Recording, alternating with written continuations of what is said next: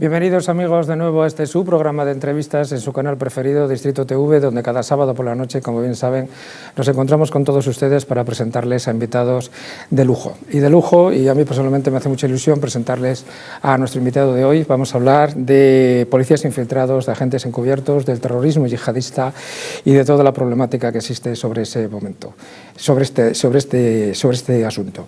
Tenemos con nosotros a un inspector jefe de la Policía Nacional, una persona que está en primera línea de la lucha antiterrorista, Iñaki San Juan, que además ha escrito un libro que tenemos aquí, Operación Protector, que está siendo récord de ventas ya desde hace un año y que sigue más de actualidad que nunca.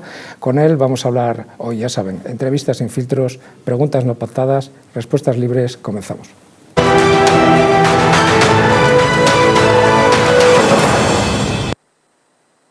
Iñaki San Juan, muchísimas gracias por estar aquí con todos nosotros. Un placer estar aquí, Javier, y un placer estar aquí con todos los telespectadores. Me hacía mucha ilusión entrevistarte porque en cierta ocasión esta entrevista, vamos a decirlo a cámara, estaba preparada y al final no se pudo realizar. Bueno, normalmente cuando algo no se lleva a cabo, pues uno tiene una pequeña decepción, pero en este caso yo sé que me quedé muy a gusto porque lo que tenías que hacer estaba bien hecho por el bien de España, así que enhorabuena. Vamos a hablar primero, si te parece, un poquito de tu trayectoria. Eres inspector jefe, comenzaste siendo policía municipal, después aprobaste la ilusión de tu vida, que era ser inspector de policía, entraste en Ávila, eres licenciado en Derecho, también eres máster en Seguridad, comenzaste en Seguridad Ciudadana y ahora estás en primera línea como inspector jefe del terrorismo yihadista. Este libro, Operación Protector, es una novela muy ágil, está narrada además en prosa vertiginosa para el corazón, empieza poco a poco y al final, los últimos 60 páginas, es tremendo. Está basada en un hecho real, ¿verdad? Sí, Javier, bueno, tuve la suerte y el honor de participar en una operación encubierta fuera de todos los cauces normales.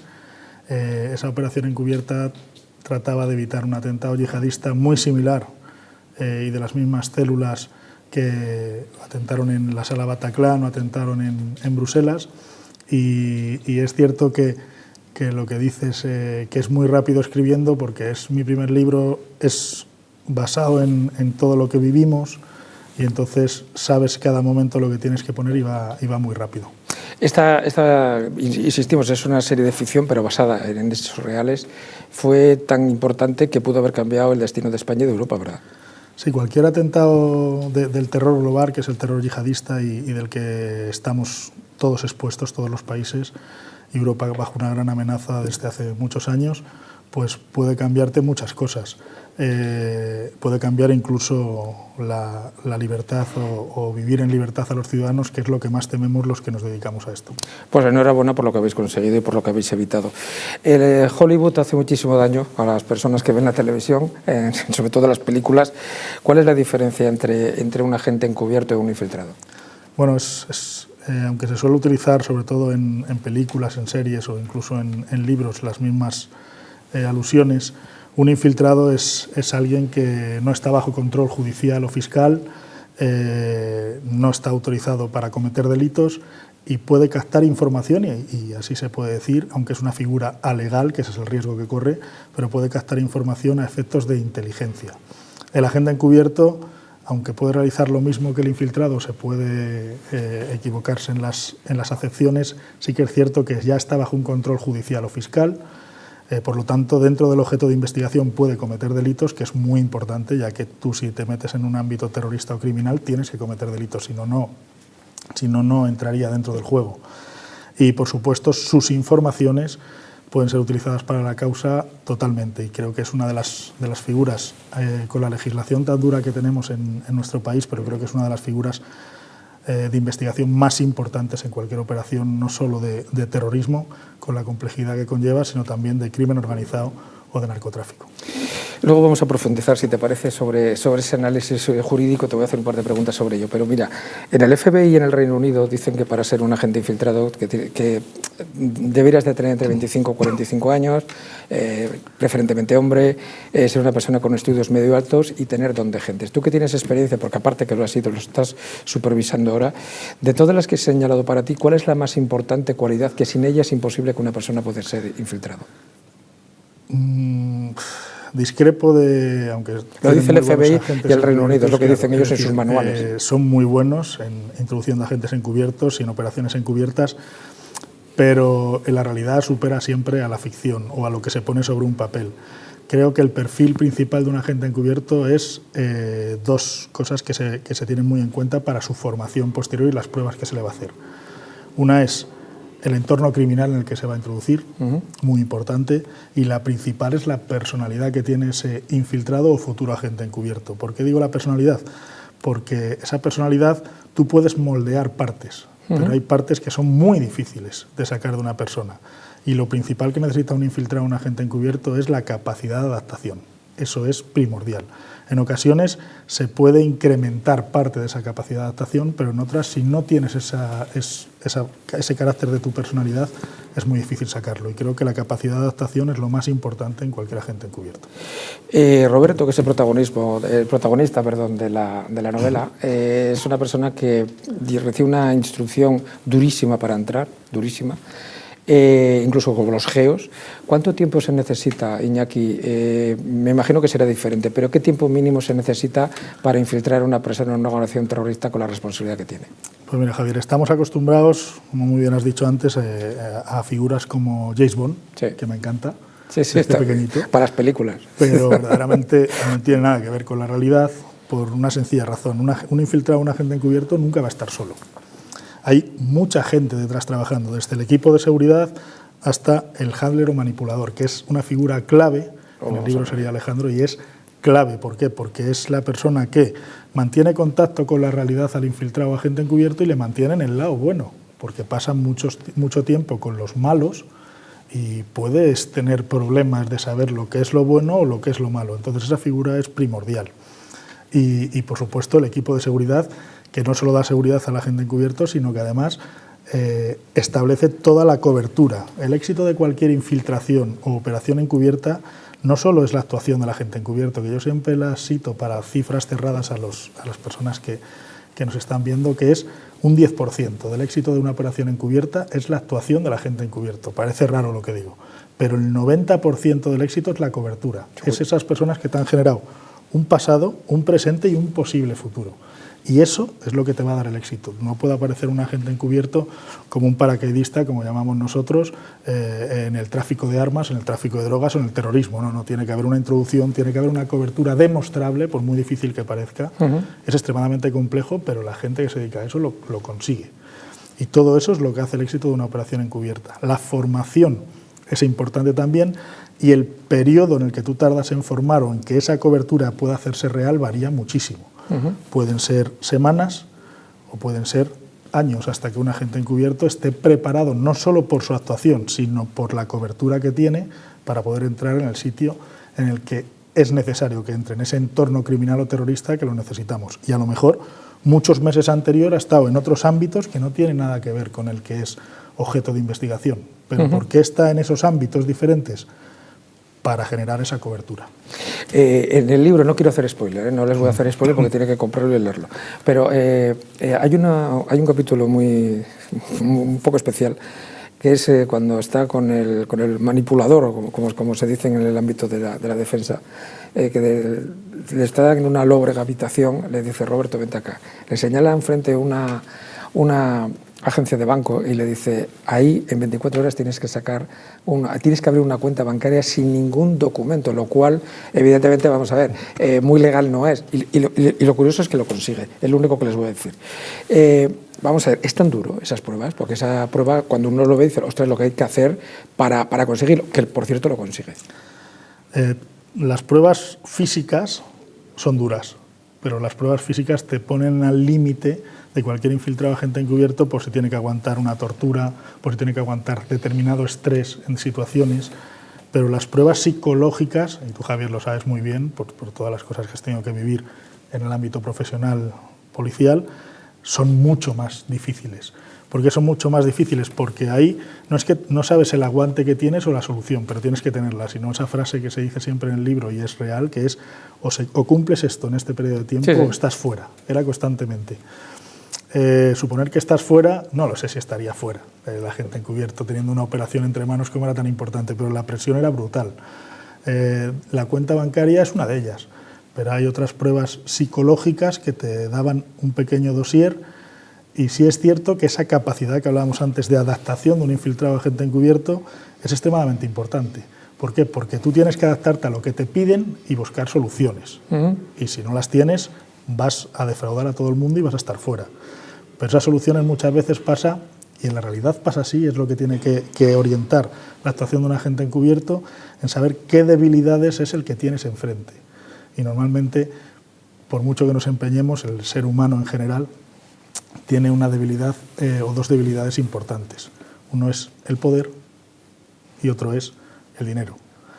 Si a esos dos, a los objetivos, les haces ver que ese poder o ese dinero tú se lo puedes dar, vas a penetrar en él. Es una debilidad que suele tener muchísima gente, y en esos casos es lo que el agente encubierto debe de utilizar y aprovecharse. Lo que es la historia se desarrolla perfectamente, aunque en la parte de ahí se habla de Ávila, se habla de Guadalajara, se habla también de las inmediaciones de Madrid, pero se desarrolla fundamentalmente en la Costa del Sol. Y estamos hablando de crimen organizado y de delincuencia organizada, valga la redundancia. Hay noticias últimamente inquietantes de medios de comunicación que hablan de lo que está pasando no solamente en Marbella, sino en toda la Costa del Sol. ¿Es tan grave como parece con el tema del crimen organizado? Bueno, la Costa del Sol es cierto que tiene organizaciones criminales, no solo asentadas, sino otras que van. A mí me hicieron una vez una pregunta que por qué muchas operaciones terminan, sobre todo operaciones encubiertas, terminan en la Costa del Sol. Y yo siempre digo, en el modo de risa pero sin risa, que es porque se vive muy bien. Es un sitio que es precioso y se vive muy bien, los buenos y también los malos. Y por eso se mueve mucho allí, su cercanía a África, los puertos que tienen y sus comunicaciones. Entonces, bueno, pues es cierto que el crimen organizado haya crecido. Es cierto que los grupos que trabajan el crimen organizado, tanto de policía como Guardia Civil, los tienen controlados y los trabajan extremadamente bien, con la complejidad que tiene. Sí. Y es cierto que en el libro es una cosa diferente, porque lo que tratábamos de evitar es un atentado yihadista, y lo que llama, sin hacer spoiler, pero llama, y tú lo sabes, es que las organizaciones criminales, incluso algunas de las más potentes, van a ayudar a la gente encubierta a que eso no se produzca. Yo luego te voy a preguntar sobre eso, o si no te pregunto ya directamente. ¿Es verdad que hay grupos criminales, que son criminales, son malos, muy malos, matan, pero que le tienen tanto asco y tanto odio al terrorismo yihadista que ayudan a la policía y a la Guardia Civil a ayudarles a infiltrarle dentro para captarlas? En mi experiencia, totalmente cierto. Hay que distinguir. Actualmente en el terrorismo yihadista es cierto que con apariciones de determinadas mafias o macromafias, que se suelen llamar, se ha detectado que muchos de los integrantes de células yihadistas que posteriormente han llegado a hacer un acto violento están dentro del crimen organizado.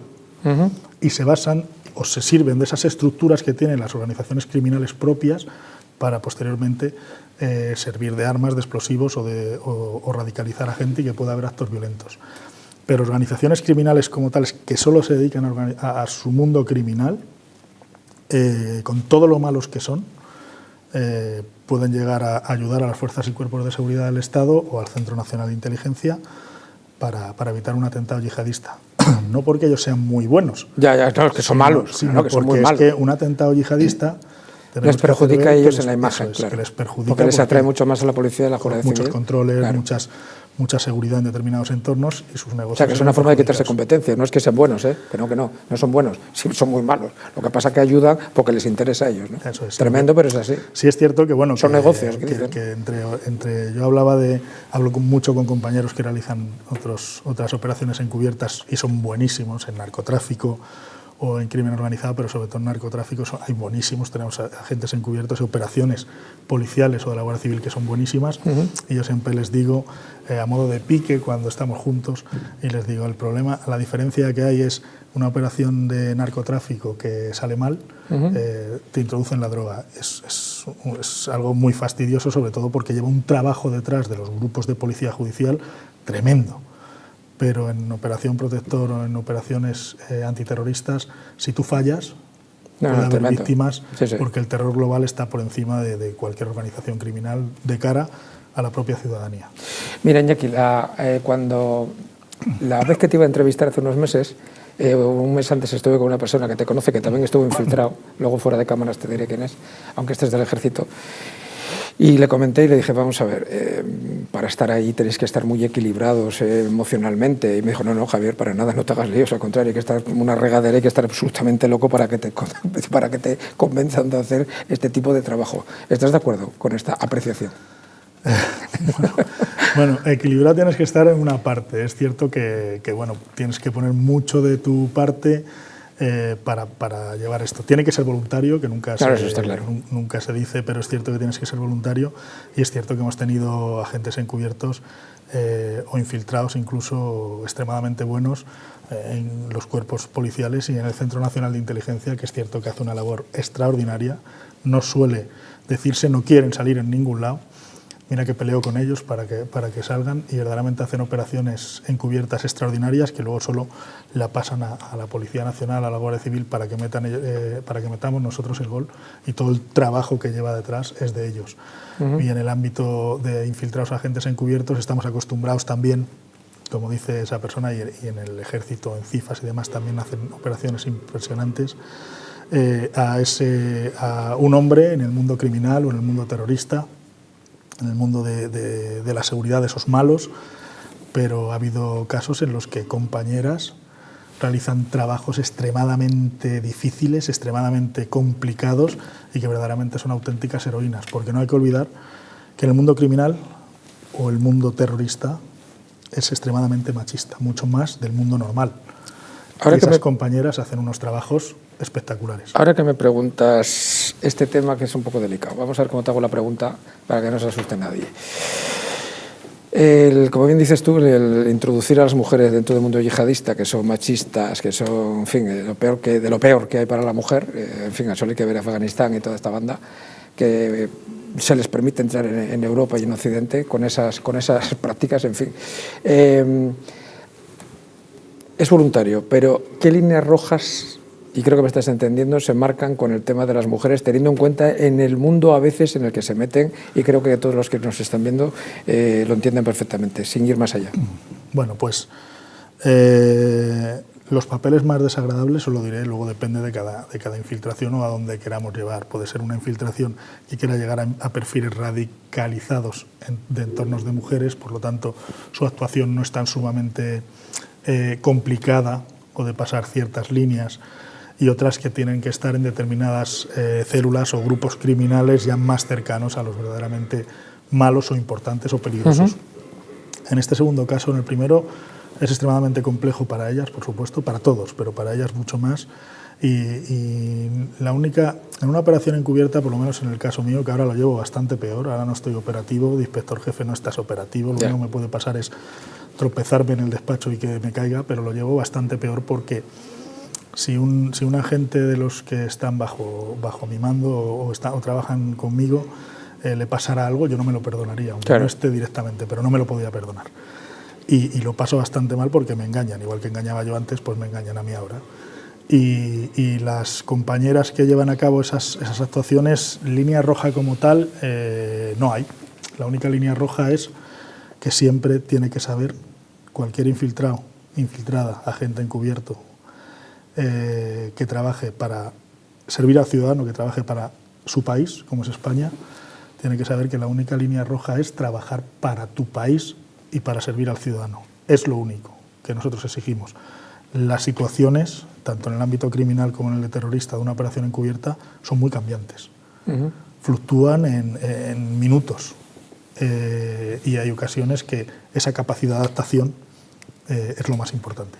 Para cambiar de tema y dejar el tema aparte de lo que es el agente, el que está infiltrado, quizás lo más difícil, Iñaki, sea el crearles artificialmente un pasado, un presente, incluso un futuro, que se lo crean, que lo asuman, que no cometan errores, y a mayores enseñar el subconsciente a engañar a tu propia familia.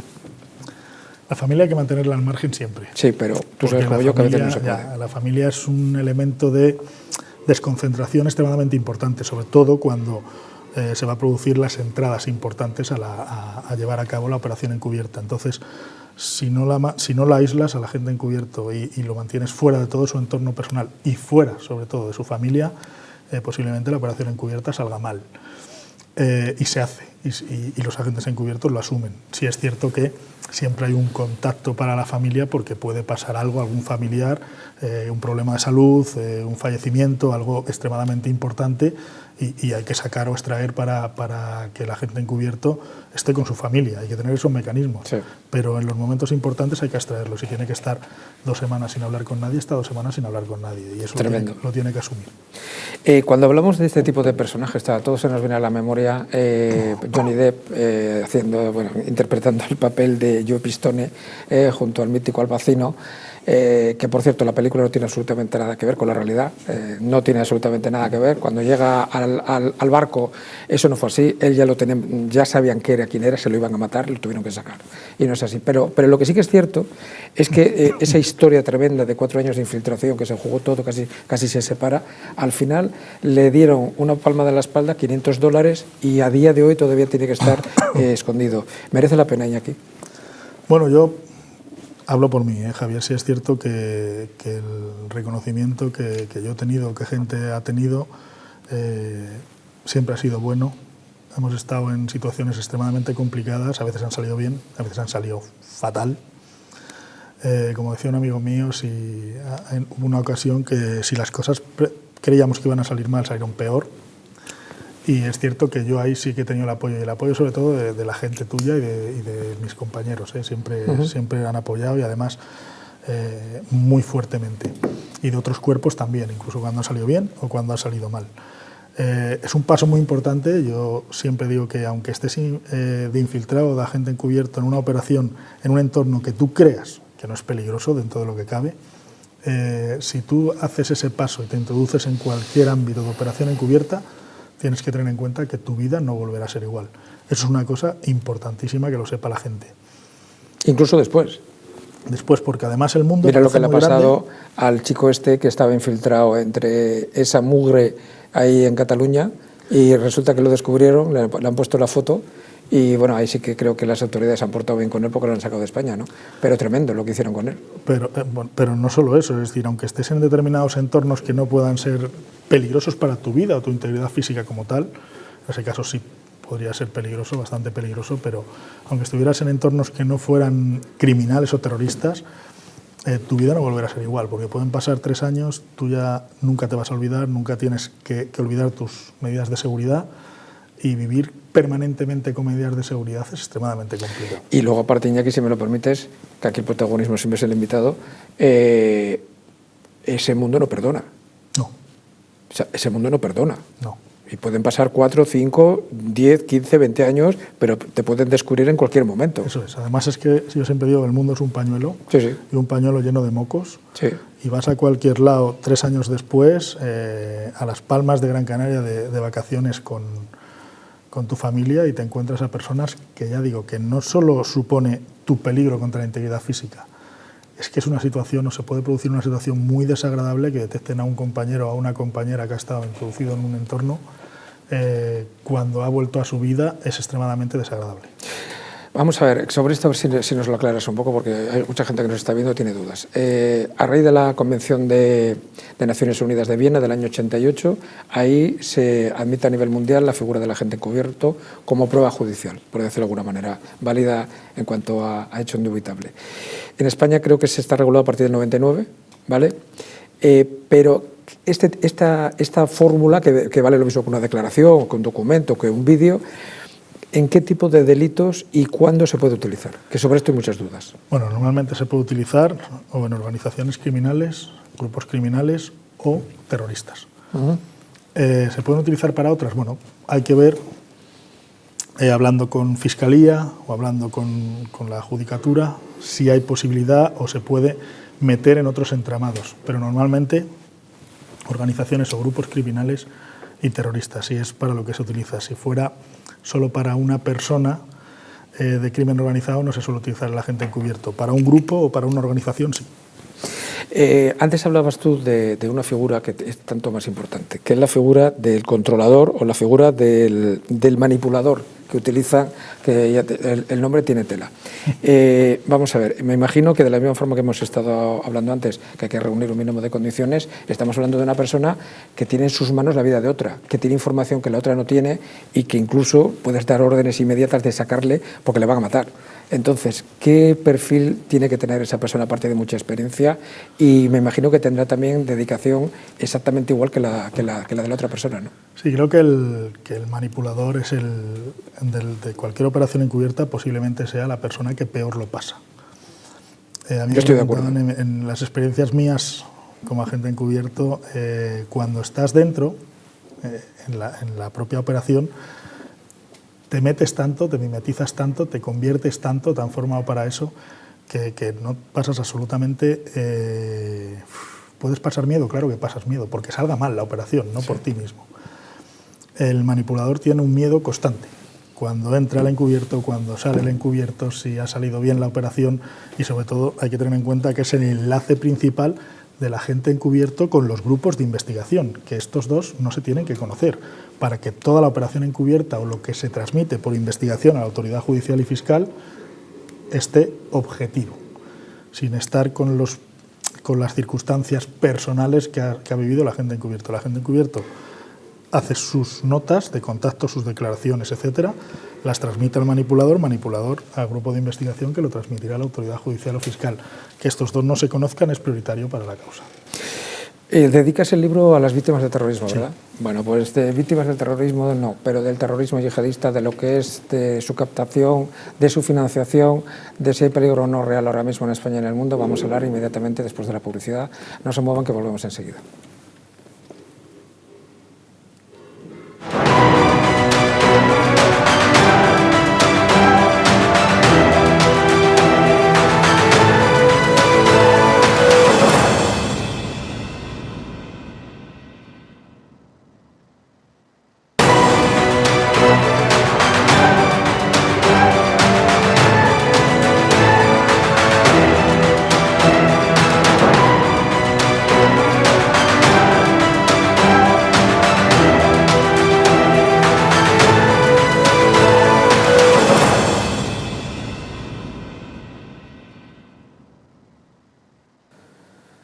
Continuamos con nuestro invitado de hoy, con Iñaki San Juan, inspector jefe de la Policía Nacional, experto en la lucha antiterrorista, lucha de información, como se llama en otros ámbitos. Antes me estabas comentando algo de las víctimas del terrorismo, Iñaki. Bueno, el libro Operación Protector está dedicado a las víctimas del terrorismo, Javier, porque creo, verdaderamente lo creo y lo creo de corazón, que son los verdaderos héroes de nuestra democracia. Un inciso, yo tuve la suerte de haber sido invitado para dar conferencias a raíz de que escribí el libro Operación Protector en la Asociación de Víctimas del Terrorismo y en la Asociación de Víctimas del 11M, y creo que han sido las conferencias más complicadas y difíciles que he dado. Una era en el órgano directivo de gobierno de la Asociación del 11M, y allí coincidí, igual que en la VT, con un montón de personas maravillosas que habían perdido hijos, habían perdido familiares, madres, padres, hermanos, sus propios miembros, piernas, en atentados del 11M. Y la conferencia o la charla más difícil que he dado en mi vida me trataban como un verdadero héroe, y yo los miraba y se me salió del alma, porque además lo pasé francamente mal de poder dirigirme a ellos hablando, de decir, pero héroe yo, pero si héroes son todos ustedes que están aquí y han sufrido el terrorismo en sus carnes. El libro comienza con el atentado de Bataclan, a la madre, que es maravillosa, de la única víctima española que hubo en la sala Bataclan. El patinete, ¿no? Y he coincidido 2 veces con ella, y es extraordinaria. Y todas esas víctimas, sí que lo creo de corazón que son los verdaderos héroes de esta democracia. Pues ahora que dices tú eso, mira, no está, porque aquí guión no hacemos, como bien saben los que nos ven habitualmente, pero voy a hacer yo la pregunta y la voy a contestar. Tienen que estar contentísimos las víctimas del terrorismo de ver cómo ahora mismo Bildu es la que le han dicho que haga la ley de seguridad ciudadana. Seguramente estarán muy contentos. Todo el apoyo a las víctimas del terrorismo. Ahora que estabas hablando del Bataclan, esto creo que fue en París en el 2015, fueron 130 muertos, 435 heridos, creo recordar. Iñaki, no vamos a asustar a nadie, pero estamos en un programa serio. ¿Hay riesgo real actualmente de que haya un atentado terrorista, vamos a decir, en Europa? ¿O hay más ahora que hace 2 o 3 años? Bueno, es cierto que no seré yo el que diga que no hay riesgo de que se cometa un atentado terrorista en Europa, porque estaría mintiendo a todos los telespectadores y a los ciudadanos al cual yo, por el puesto de trabajo que tengo, sirvo. Claro que hay un riesgo, es cierto que se trabaja muchísimo desde muchos ámbitos para detectarlos. España tiene una cosa muy buena y que es reflejo para el resto de países que sufren más la lacra del terrorismo, por otras circunstancias también. Pero España hace operaciones que yo las denomino preventivas.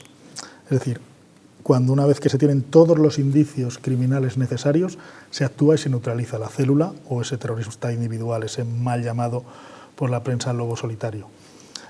Otros estados no hacen esas operaciones preventivas y es cierto que han tenido más actuaciones violentas de terroristas individuales o de células. El riesgo existe. También es cierto que el éxito principal de la lucha antiterrorista es que la población viva en libertad y en paz. Si la población viviera asustada, que no fuera al campo de fútbol a ver a su equipo, que no saliera al cine, que no saliera a centros comerciales, que no saliera a disfrutar la Navidad, nosotros fracasaríamos. Sería un fracaso estrepitoso de la lucha antiterrorista en este país. Por eso a mí me preguntan a veces, la gente sigue yendo a aglomeraciones incluso en Navidad o en Semana Santa. Eso es lo que tiene que hacer, que la gente viva en libertad, que son los valores de los derechos humanos que propugna tanto Europa como España.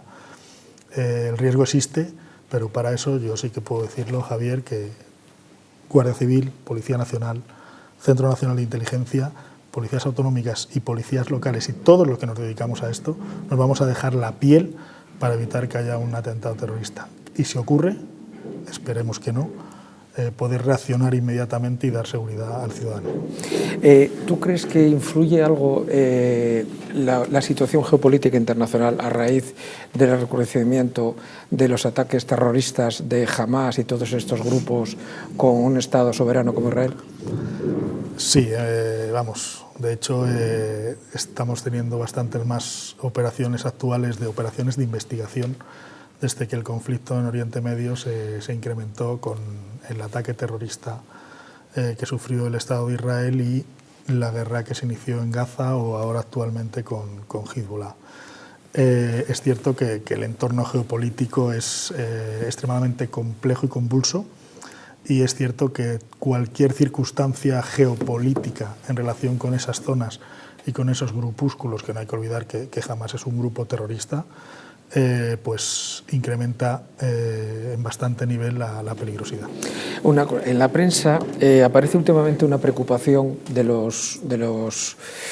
todos los estados en general, pero más en Occidente, de la captación de menores por parte de las redes de estas criminales, sobre todo el tema yihadista por el tema religioso. ¿Percibís que efectivamente últimamente la captación de menores se incrementa con respecto a etapas anteriores? Verdaderamente sí que te puedo decir, Javier, que ese incremento no lo hemos visto, no lo hemos palpado en la detección de entornos radicales que puedan pasar a la acción quiero decir, que puedan realizar actos violentos. Sí que puede haber, al haber más menores relacionados con la radicalización islamista, que puedan tratar de adoctrinar y demás a sus entornos, pero que lleguen a dar el paso para poder realizar una acción violenta, por suerte, en la actualidad, no lo hemos detectado. Es cierto que hay 4 partes en las que se produce una radicalización islamista. Una muy importante es en los centros de rezo cerrados. Otra muy importante, por supuesto, es en los grupos familiares. Ahí entrar es extremadamente complejo. Y las 2 principales son las prisiones y Internet. Respecto a las prisiones, tengo que decir que hace mucho tiempo un subdirector general de prisiones, Manuel Avilés, y otros relacionados de su entorno hicieron un plan para los grupos de control de estos presos, y aunque se siguen produciendo radicalizaciones importantes dentro de prisión, es cierto que suelen estar bastante controlados. Pero nos preocupa bastante, porque muchos presos que entran de delincuencia común en cárceles, al no tener el cobijo de organizaciones criminales dentro, se acercan a esos imanes o a esos elementos radicales religiosos para poder tener protección. Están controlados, pero cuando salen más radicalizados.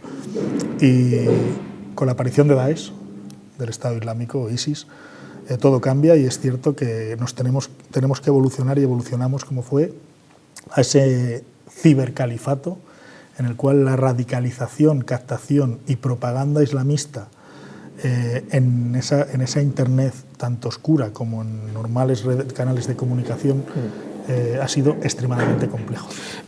Ahora que me dices eso, me viene a la memoria, no hace mucho estaba leyendo un reportaje sobre el tema de los yihadistas en las cárceles, sobre todo en Cataluña, y había un representante sindical, que no me acuerdo ahora de qué sindicato era, que decía que el programa para reinsertar a los presos yihadistas cuando saliesen de la cárcel, que deberían de quitarlo porque él decía que salía mucho más precisamente porque intentaban acoplarles entre ellos para intentar que razonaran, y lo que hacían era todo lo contrario, es decir, que salían más radicalizados. Por lo que me dices tú es verdad, ¿no?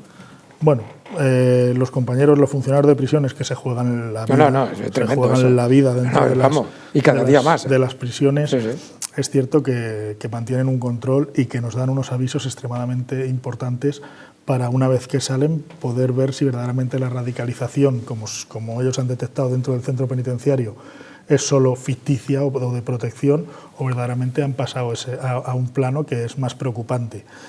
Que funcionen o no los planes, lo principal que hay que tener en cuenta en las prisiones es que lo que está funcionando, por lo general, con excepciones, por supuesto, es la detección. La detección sí que yo pongo la mano en el fuego por esos compañeros, esos grupos de control, esos funcionarios de prisiones que se dejan la piel y en ocasiones lo señalan, y lo señalan.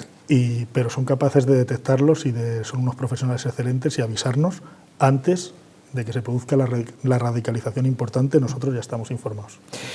Hablabas antes del tema de Internet y de las redes sociales. ¿Es verdad que cada vez utilizan menos WhatsApp, Telegram, Facebook y, sin embargo, otras aplicaciones que parecen más inocentes, como son, por ejemplo, los WhatsApp privados de los videojuegos, los utilizan más? Pues sí. ¿Es verdad eso? Pero no solo el mundo terrorista. No, en general, en la delincuencia. Pero los yihadistas en concreto. Sí, pero porque en muchas ocasiones los yihadistas con un poder de organización, no hablamos solo de terroristas individuales, sino hablamos de una posible célula, vienen de la delincuencia organizada en muchas ocasiones. Entonces, ¿qué problema hay, Javier? Que es que utilizan los mismos canales de la delincuencia organizada. ¿El WhatsApp creen que puede tener vulnerabilidades? Se pasan a otra aplicación. Si creen que pueden tener otra vulnerabilidad, se pasan a otra. Y van evolucionando. Y quiero decir con eso que es lo normal. Los grupos criminales o los grupos terroristas van a intentar ir siempre por delante de la policía. En muchas ocasiones, organizaciones criminales tienen muchos más medios, mucho más dinero, mucho más material que las propias fuerzas y cuerpos de seguridad del Estado. Pero al final siempre van a acabar cayendo. ¿Por qué? Porque las fuerzas y cuerpos de seguridad del Estado, el Centro Nacional de Inteligencia o todos los que se dedican a la seguridad pública, en muchas ocasiones, con su vocación y su profesionalidad, va a intentar pillarlos, que en ocasiones es lo que nos queda.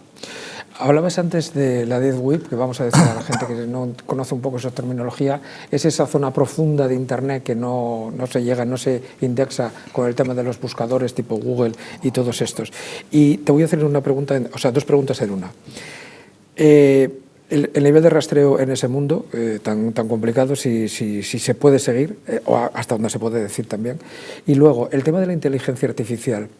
Hay quien dice que eso va a beneficiar la lucha contra el mal, pero no puede ser también al revés, es decir, ¿cómo lleváis ese equilibrio de la inteligencia artificial, los que lo utilizan para hacer el mal y vosotros que lo hacéis para combatirlo? ¿Cómo está esa balanza? Pues respecto a la dark web, a la Internet oscura, es cierto que allí puedes encontrar absolutamente de todo. Es cierto que también tienes que saber navegar por esa Internet oscura, porque el 80% de las cosas malas que te van a ofrecer son estafas. Dentro de la Internet oscura, o tienes tu propia organización o tienes tu propia actuación para saber detectar una u otra. Tú puedes comprar una AK-47 y esa AK-47 no es que nunca te va a llegar, es que el que está al otro lado de esa Internet oscura no ha visto una AK-47 en su vida. Te saca el dinero y no te llevas una AK-47. No hablo solo de terroristas, hablo de organizaciones criminales o de un tío normal para coleccionismo. Hablo de todo eso, es decir, el moverte en la Internet oscura es extremadamente complejo. La gente que ya sabe moverse por la Internet oscura y sabe moverse en los canales de circulación malos, es que son malos. Ya han tenido mucho ensayo-error y ya son malos. Para nosotros nos ha costado muchísimo, pero por suerte tenemos la formación o tenemos ya el ensayo-error durante bastantes años y hay agentes cibernéticos que se les da bastante bien, muy bien, entrar como verdaderos criminales dentro de la Internet oscura. Respecto a la inteligencia artificial, pues sí es cierto que cuando tú evolucionas algo, la inteligencia artificial posiblemente dará muchas cosas buenas a la humanidad y también malas. Y dentro de las malas será que igual que la gente buena va a utilizar la inteligencia artificial para el beneficio del ser humano, pues los malos, como siempre, utilizarán la inteligencia artificial y su desarrollo para hacer maldades. ¿Cómo contrapones unas y otras? Pues estar extremadamente formado, tener los medios materiales adecuados, claro, y los medios tecnológicos adecuados para que esas maldades que van a hacer los criminales o los terroristas contra los ciudadanos, poder detectarlas y poder actuar. El otro, pues ahora que dices esto, Iñaki, el otro día en un programa de esta casa precisamente escuché a un experto, tiene varios libros escritos, decir que ahora mismo él entendía que la inteligencia artificial estaban ganando los malos, lo cual se nos pone los pelos de punta. Pero bueno, vamos a otro tema delicado, el tema de la financiación. ¿Cómo se financian estos grupos terroristas yihadistas? Bueno, la financiación viene desde muchos medios. ¿Utilizan las criptomonedas? Sí. ¿Sí? Las criptomonedas las utilizan, pero las pueden utilizar no a niveles de realización de actos terroristas violentos. ¿Por qué? Porque hay que entender que excepto células de extremadamente poder o importancia como las de Bataclan, sí, que son las que inician Operación Protector, tienen muchos recursos. ¿Qué pasa con el terrorismo yihadista en la actualidad? Pues que puede haber grupos o células que tienen muchos recursos, tienen una formación militar en muchos casos, que a veces en los viejos tiempos ha sido en las zonas de conflicto de Daesh, de Estado Islámico, el califato. Otros que pueden ser terroristas individuales, como decía antes, esos lobos solitarios, entre comillas, y estos terroristas individuales que son lo principal, la principal amenaza y el principal factor que tenemos de riesgo en la actualidad. Porque estos pueden llevar a cabo atentados terroristas con un arma blanca, con un vehículo o con medios que no necesitan mucha financiación. En ocasiones han sido radicalizados en la propia Internet. Por lo tanto, esos canales son extremadamente complejos de detectar y verdaderamente ni siquiera tienen una formación y ni siquiera, o les engañan en muchas ocasiones con que van a recibir ellos o su familia y van a ser mártires, que verdaderamente, por supuesto, eso es un cuento chino, y los utilizan para llevar a cabo un acto terrorista. Extremadamente complejo todo lo que estamos hablando, Javier, pero la financiación de un atentado terrorista, si lo utilizas con explosivos, con armas de guerra y demás, sí necesitan una financiación. Pero la mayor parte de los últimos atentados que estamos sufriendo en Europa suelen ser terroristas individuales con un arma blanca o con un vehículo. Vamos a otro tema, vamos a ver, hablábamos antes que muchas veces sobre todo Hollywood, ahora Bollywood también, que está de moda, por cierto, no voy a decir por qué, pero está de moda Bollywood, distorsionan un poquito la realidad. Las relaciones y la cooperación entre agencias nacionales e internacionales en la lucha terrorista es sincera, es objetiva, es transparente, o hay mucho ego, mucha vanidad y mucho juego sucio. Bueno, a mí me enseñó un agente del Centro Nacional de Inteligencia que ha sido un verdadero máquina en su trabajo, analista muy bueno, y me dijo que no hay en los servicios de inteligencia, aunque parezca una cosa que le va a sonar rara a la gente, no hay aliados o no aliados, hay intereses comunes. Si tú tienes un interés común, trabajarás junto. En la actualidad es cierto que las relaciones a nivel internacional entre cuerpos policiales que nos dedicamos a la lucha antiterrorista es muy buena. Es muy buena con Marruecos, es muy buena con otros estados árabes, es muy buena con Francia. En el ámbito europeo es bastante buena y ágil además. Y con Estados Unidos también es cierto que las veces que he tenido la posibilidad de trabajar con ellos. Pero veo que nombres unos, y cuando uno nombra unos países es que otros no los puede nombrar. Vamos a una pregunta. No, con los que he trabajado yo. Yo entiendo que otras a nivel internacional, pues los servicios internacionales nuestros habrán trabajado con muchísimos países y es cierto que la relación suele ser buena entre servicios antiterroristas. En el crimen organizado digo yo que también, pero lo desconozco, por lo tanto no puedo decirlo. Pero lo que te quería preguntar yo, Iñaki, teniendo en cuenta cómo está el mundo depolarizado, ¿influye la ideología del gobierno de cada país según en qué momento esté uno u otro para que la información fluya con más agilidad, por decirlo de alguna forma? Pues verdaderamente, Javier, no te lo vas a creer, pero a esos niveles no se llega. No he llegado yo. Vale. Sí ha llegado otros, pero yo estoy en un ámbito de dirigir una sección y verdaderamente lo desconozco. Te voy a cambiar, cambiamos de tercio.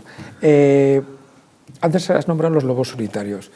¿De alguna manera se pueden detectar o es algo que, como su propio nombre indica, es imposible?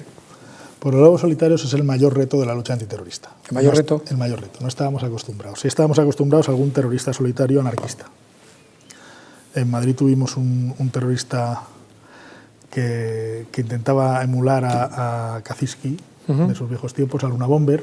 De hecho, se hacía llamar Luna Bomber. Y nos hizo 33 acciones. Entre 33. El año 2009, 2010 y el 2012, que fue detenido, nos hizo 33 acciones en Madrid. Acciones de baja intensidad, pero ponía un artefacto explosivo con metralla en una junta de distrito, quemaba coches, era del entorno ecoterrorista también y actuaba solo, no tenía relación con nadie. Nos volvió locos. A las unidades antiterroristas nos volvió locos.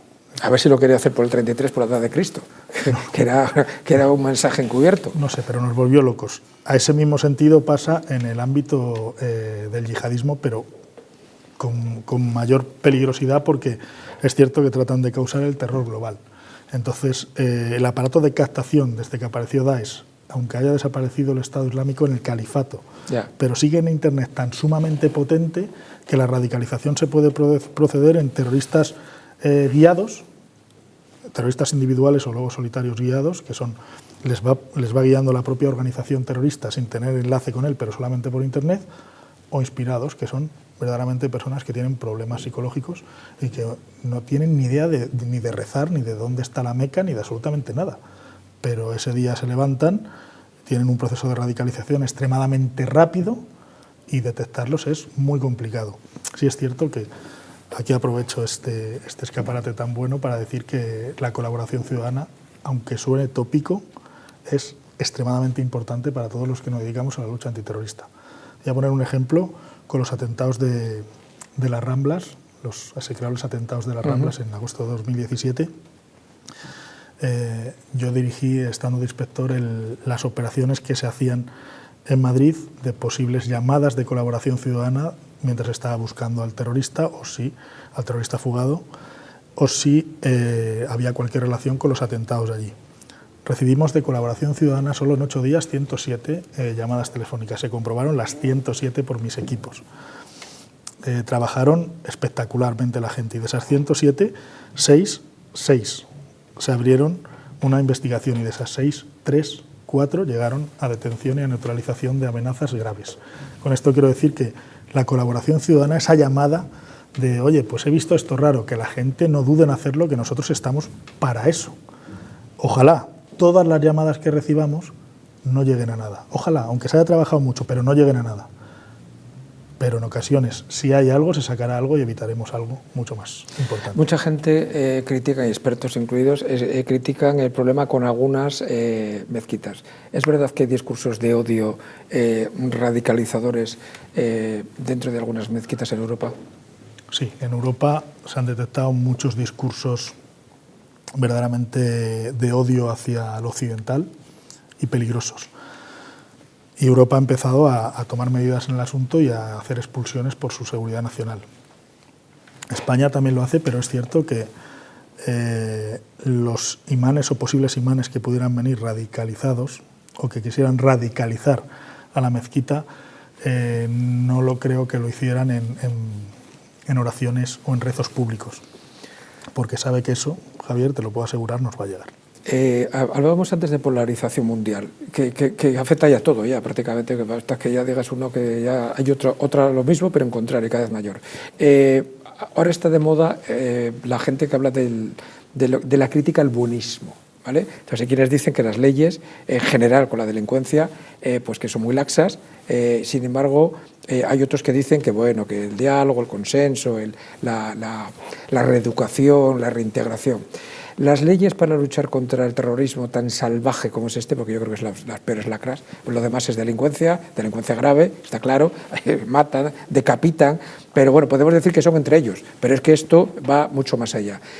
Algo como está la seguridad de un país, una civilización, una cultura, una tradición. ¿Las leyes que hay ahora mismo, según tu opinión, son lo suficientemente laxas o quizás en algunos casos habría que endurecerlas? No te digo solo de penas, sino como herramientas administrativas, policiales, judiciales, aumentar el periodo de prisión preventiva, la incomunicación, en fin, todo esto que son operatividad pura y dura. Pues hombre, desde mi punto de vista, yo estoy en el punto de vista del trabajo policial, de un trabajo policial que en ocasiones es, y tú lo sabes, Javier, muy desagradable por la cantidad de horas que se echan, de trabajo que hay detrás para poder tener los indicios criminales de gente que sabe actuar y que es extremadamente complicado obtener esos indicios o pruebas que puedan ser condenados. Entonces, porque movernos en un filo en el cual nosotros siempre tenemos que estar en el lado de la legalidad.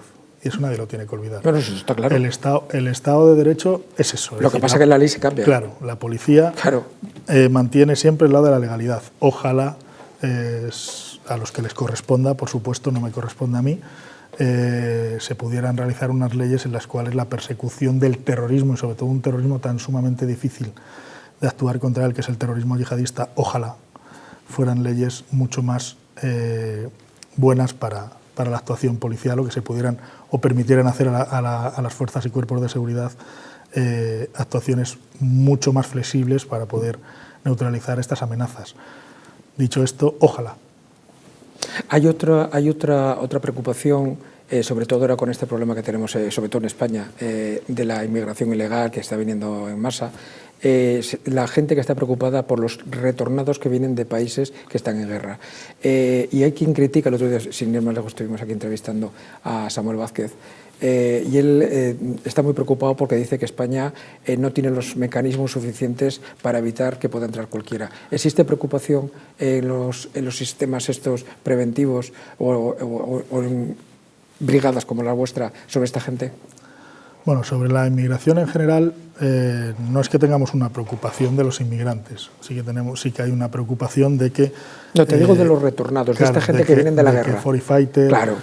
O estas personas que puedan tener la intención de realizar un acto terrorista en España vayan a realizar su entrada a través de esas organizaciones que abusan de las personas o seres humanos que quieren llegar a Europa, que verdaderamente son las que los ponen en riesgo, las organizaciones que trafican con las personas y que utilicen sus canales para poder introducir elementos subversivos para la seguridad nacional. Hay preocupación, pero sí es cierto que por suerte, en la actualidad, fecha de hoy, hemos tenido la suerte de que no hemos detectado nada de ello.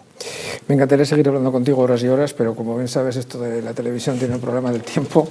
Una última pregunta y contéstame muy rápido porque me están echando una bronca por línea interna tremenda. Me dicen que es que debe ser que me caes bien. Pues sí, la verdad que me cae bastante bien.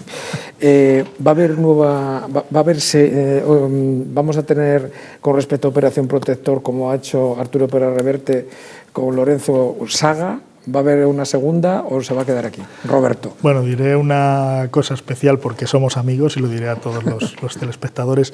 Tiene una parte segunda de la actuación de Roberto que yo tuve el honor de vivir también, pero no la voy a sacar porque verdaderamente esa es la experiencia como agente encubierto mío, que todo lo que pudo salir mal salió peor y casi acabó varios años en la cárcel. Bueno. Y entonces he decidido que el siguiente libro que saldrá, que espero que salga a finales de 2025, será algo inspirado en hechos reales que yo también viví, pero habrá muchos servicios de inteligencia internacionales, mucha lucha y traición entre ellos y operaciones clandestinas en Europa. Pues que sepas que te emplazamos aquí para cuando lo saques, para después de leerlo, hablar sobre ese libro que seguramente será tan espectacular como este. No se lo pierdan, lo pueden comprar en cualquier librería. Iñaki San Juan, ha sido un placer, de verdad, muchísimas gracias por estar aquí con nosotros. Un placer, Javier, y un placer estar con todos los telespectadores. Pues lo dicho, ya saben, entrevistas sin filtro, preguntas no pactadas, respuestas libres. Nos vemos el próximo sábado, ya les decimos que pasamos lista, no nos pierdan. Hasta luego.